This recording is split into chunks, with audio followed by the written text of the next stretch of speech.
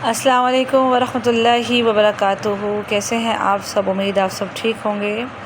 آج ایک بہت ہی مشکل چیز لائی ہوں آپ کے سامنے، جو بہت ہے تو آسان لیکن لوگوں کو بہت مشکل لگتی ہے، حرکات۔ کہ اگر ہم قرآن پاک پڑھ رہے ہیں تو جو حرکات آتی ہیں ان میں ہم نے کیا کرنا ہے، کس کو کس طرح پڑھنا ہے، ٹھیک ہے؟ تو آسان طریقے سے جانتے ہیں۔ ٹوٹل حرکات ہوتی ہیں 9۔ کون کون سی؟ زبر زیر پیش، دو زبر دو زیر دو پیش، کھڑا زبر کھڑی زیر الٹا پیش۔ جو زبر زیر پیش ہے انہیں پڑی بولتے ہیں کیونکہ وہ پڑی حرکات ہوتی ہیں، اور جو یہ ہوتی ہے سٹینڈنگ، ان کو کھڑی حرکات بولتے ہیں، اور جو دوسری ہے دو زبر دو زیر دو پیش، تو انہیں تنوین کہا جاتا ہے۔ اب کرنا کیا ہوتا ہے، جب ہم قرآن پاک پڑھتے ہیں اور ہم نے وہاں وقف کرنا ہے، جب رکنا ہے تو وہاں پہ ہم نے یہ حرکات کو ختم کر دینا ہے، وہاں پہ وہ لفظ ساکن ہو جائے گا۔ ساکن کہتے ہیں جزم کو۔ جزم کا مطلب ہوتا ہے ملانا۔ جیسے کہ باپ پر زبر ہے، اور اگر میں ختم کروں گی، رکوں گی، با زبر با، اب میں رک رہی ہوں تو ہم پڑھیں گے با پر جزم۔ تو ویسے کے لیے باپ سمجھنا ذرا مشکل ہے، یہ یہاں سمجھ لیتے ہیں۔ حمزہ زبر آ، با زبر با، آبا، مثال کے طور پر اب ہم وقف کریں گے تو حمزہ زبر با، اب، با کی زبر ختم ہو گئی، تو جزم کا مطلب ہوتا ہے ملانا۔ تو قرآن پاک کو پڑھتے وقت جب یہ حرکات آتی ہیں تو آخری حرکات کو کیا کرتے ہیں، سائلنٹ کر دیتے ہیں، ختم کر دیتے ہیں، تو وہ حرکات ساکن ہو جاتی ہیں۔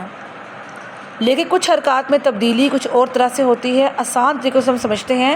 سب سے پہلے ہم لیتے ہیں پڑی حرکات۔ زبر زیر پیش، حمزہ زبر آ، با زبر با، آبا، حمزہ زبر آ، با زیر بی، آبی، حمزہ زبر با، حمزہ زبر آ، با پیش بو، آبو۔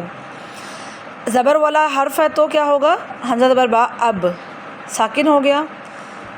زیر والا حرف بھی ساکن ہو گیا، پیش والا حرف بھی ساکن ہو گیا۔ یعنی کہ پڑی حرکات اگر ہم پڑھ رہے ہیں قرآن پاک میں تو پھر کیا ہوگا، ان تینوں حرکات کو آگے جب رکتے ہیں تو وہ ساکن ہو جائے گا۔ دیکھیں ایز اٹ از ہے۔ اب زبر بھی ختم ہو گیا، زیر بھی ختم ہو گیا، پیش بھی ختم ہو گیا۔ اب بچا تنوین۔ تنوین میں جو دو زبر ہے اس کا معاملہ کچھ اور ہے، لیکن جو دو زیر ہیں، جو دو پیش ہیں، اس کو دیکھ لیتے ہیں۔ حمزہ زبر آ، با، دو زیر بن، آبن، حمزہ زبر آ، با، دو پیش بن، آبن۔ تنوین کی دو زیر ختم ہو گئی ہے، حمزہ زبر با، اب، دو پیش ختم ہو گئی ہے، حمزہ زبر با، اب۔ یہ بھی ساکن، یہ بھی ساکن، یہ بھی ساکن، یہ بھی ساکن، یہ بھی ساکن، ٹوٹل 5 ابھی ساکن ہمیں مل گئی ہیں، ٹھیک ہے؟ یہ تینوں کی 3 اور یہ 2، ان کی تینوں کی یہ 5 حرکات ختم ہو جائیں گی تو کیا ہو جائے گا، سائلنٹ ہو جائیں گی، ساکن ہو جائیں گی۔ اب جو 2 زبر ہم نے لیا تھا، 2 زبر میں جب وقف کرتے ہیں تو ایک زبر اور ایک الف پڑھا جاتا ہے، جیسے کہ حمزہ زبر آ، با زبر با، آبا، لیکن ساتھ میں الف بھی پڑھا جائے گا تو بن جائے گا آبا۔ یہ دیکھیں زبر اور الف دونوں ساتھ لیا گیا، حمزہ زبر آ، با زبر الف با، آبا۔ تو اگر تو قرآن پاک میں تنوین 2 زبر والا حرف ہے تو پھر کیا ہوگا، زبر اور ایک الف پڑھا جائے گا، لیکن 2 زیر 2 پیش ساری کی ساری سائلنٹ ہو جائیں گی۔ جیسے کہ حمزہ پڑھا تھا، حمزہ زبر آ، با زبر با، دال 2 زبر دن، آبادن، وقف کیا تو آبادا، یعنی کہ الف آ گیا، ٹھیک ہے؟ اب جو کھڑی حرکات کا معاملہ ہے وہ دیکھتے ہیں۔